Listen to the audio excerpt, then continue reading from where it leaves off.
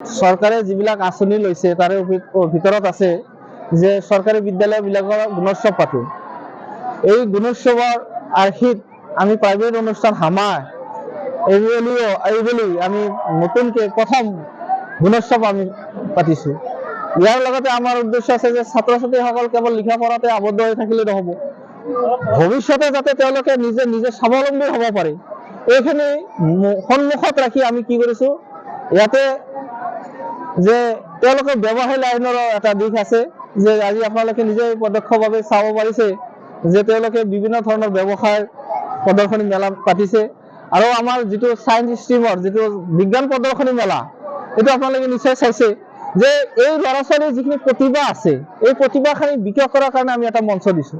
একদম খুব কম সময়ৰ ভিতৰতে যে আমি এই বিজ্ঞান মেলা তেওঁলোকে যে অনুষ্ঠিত কৰি যে আজি যিটো প্ৰদৰ্শনী কৰিলে আমি সঁচাকৈ আপ্লুত হৈছো। যে আমাৰ উদ্দেশ্য এইটোৱে যে ভৱিষ্যতে যাতে এই নেক্সট প্ৰজন্মই যাতে কিবা এই অঞ্চলত তেওঁলোকে কিবা এটা কৰি দেখুৱাব পাৰে। আজি চাওক যে অনুষ্ঠান বিভিন্ন ধৰণৰ অনুষ্ঠান আছে যে আমি অলপ ব্যতিক্ৰমী। আমাৰ এই স্কুলখনত যে হোষ্টেলো আছে, এই হোষ্টেলৰ ল'ৰা ছোৱালী কি কৰে, ৰাতিপুৱা উঠি তেওঁলোকে হোষ্টেল টিউশ্যন আছে ৰাতিপুৱা, আকৌ তেওঁলোকে টিউশ্যন শেষ কৰি ৰাতিপুৱা 9টা বজাত আৰু স্কুলত আহে।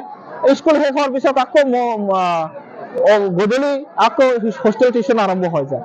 গতিকে হোষ্টেলৰ যিমান ল'ৰা ছোৱালী থাকে তেওঁলোকে এটা মানে ৰুটিন ফ'ল' কৰে, তেওঁলোকৰ জীৱন আগুৱাই গৈ আছে। গতিকে এই হিচাপতে আপোনালোকক ধন্যবাদ জনাইছো যে আপোনালোকে আহি আমাৰ মাজত বহুমূলীয়া সময়টো দিছে।